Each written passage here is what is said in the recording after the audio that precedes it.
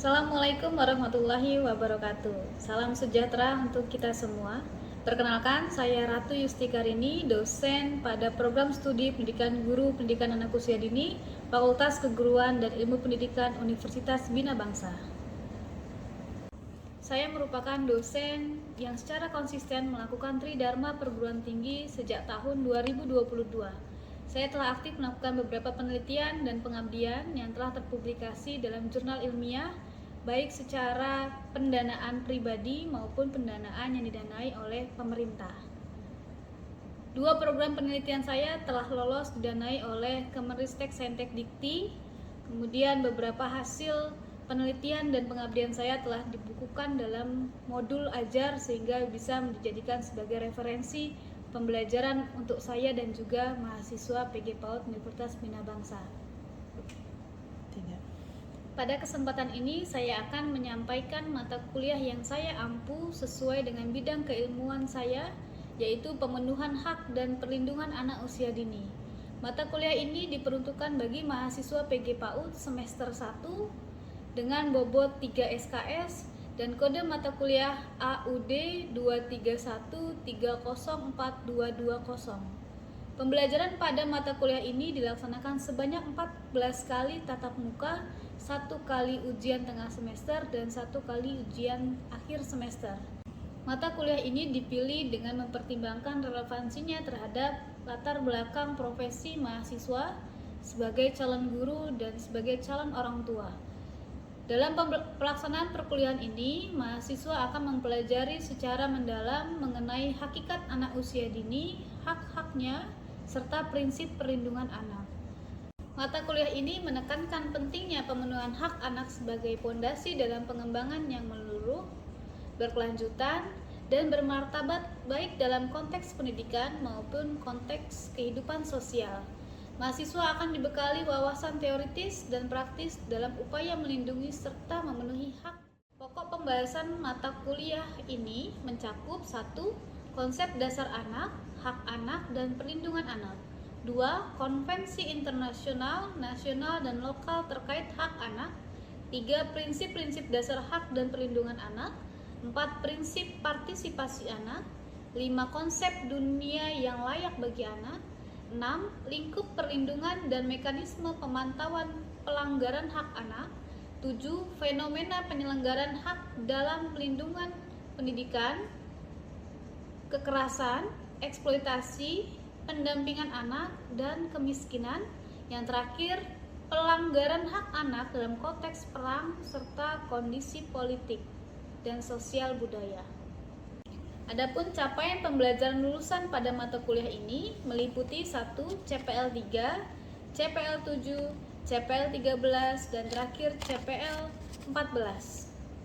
Yang seluruhnya CPL telah divalidasi dalam RPS oleh Ketua Prodi dan Koordinator mata kuliah. Turunan dari CPL yang telah disusun, saya turunkan ke dalam capaian pembelajaran mata kuliah dalam mata kuliah pemenuhan hak dan perlindungan anak meliputi 1. CPMK 9, CPMK 21, CPMK 23, CPMK 45, dan CPMK 48. 3 komponen utama dalam perkuliahan ini adalah 1. Delivery, di mana penyampaian RPS di awal perkuliahan, kemudian interaksi, di mana komunikasi 2 arah antara dosen dengan mahasiswa dengan metode diskusi, tanya jawab, dan refleksi bersama. 3. Assessment, di mana penilaian formatif melalui kuis dan proyek kelompok, serta penilaian sumatif melalui UTS dan UAS. Model pembelajaran yang digunakan dalam mata kuliah ini ialah experiential learning atau pembelajaran reflektif. Referensi utama dalam mata kuliah ini adalah modul ajar yang saya buat, kemudian ada artikel ilmiah terkini yang relevan dengan tema pembelajaran di setiap pertemuannya. Berikut adalah cuplikan video pembelajaran yang saya lakukan di kelas bersama mahasiswa pada pertemuan keempat dengan materi analisis hak anak dan prinsip-prinsip perlindungan anak. Selamat menyaksikan. Assalamualaikum.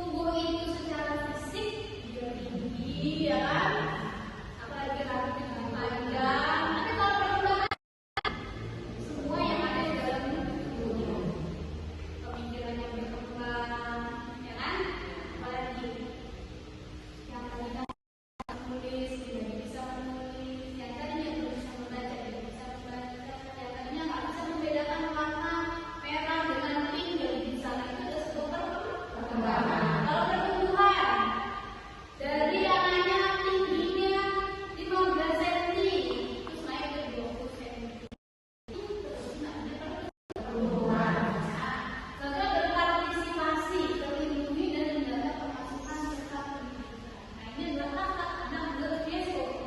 Begitupun sama seperti hak anak menurut di negara Indonesia yang kemarin sudah kita bahas di minggu sebelumnya. Kemudian dasar hukum hak anak ada Undang-Undang Nomor 23 Tahun 2002 tentang perlindungan anak. Ini saya revise dari pertemuan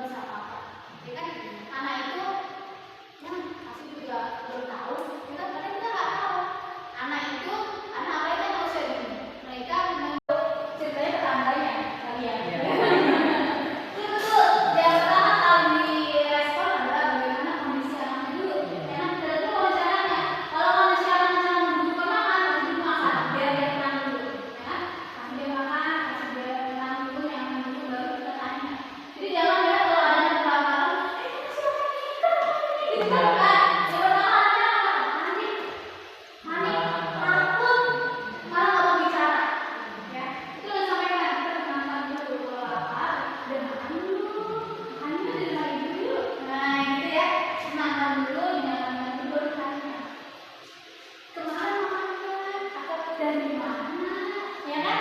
Ibu tenang dulu, nanti pastikan tenang dulu anaknya. Setelah udah informasi apa yang dilakukan lagi? Kami hubungi layanan terkait. Ada namanya Komnas Perlindungan Anak di setiap kota, di setiap provinsi itu punya.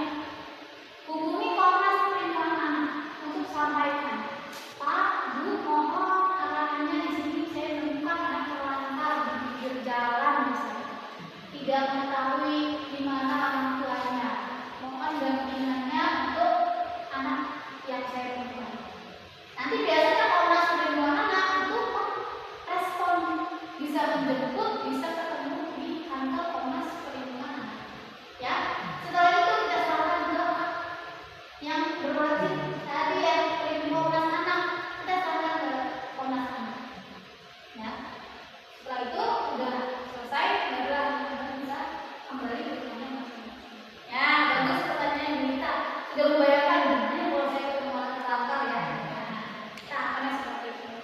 Ada lagi yang ingin bertanya atau menambahkan? Karena Ya, kalau seperti itu pun bisa kita tuh mengajukan dulu ke bisa juga oh iya, betul. nah bisa berkoordinasi gitu. Baru setelah itu tindak lanjutnya bagaimana nih, baru kelurahan, baru ke tindakan yang lebih spesifik lagi gitu kan. Komnas Anak tadi ya. Karena mereka biar tahu jalurnya gitu kan, tiba-tiba ke sana takutnya yang mereka juga percaya apa tidak jadi tenang juga gitu. Kalau misalnya sudah ada pihak terkait gitu pada RT RW sudah dari desa itu sudah ada, baru bisa masuk ke sana, biasa ada apa namanya kesempatan gitu kan untuk orang tuanya mengetahui apa benar itu antara tidak gitu kan dari pihak berwajib setelah bertanya dari anak desa tersebut. Betul ya. Ada yang terlupa tadi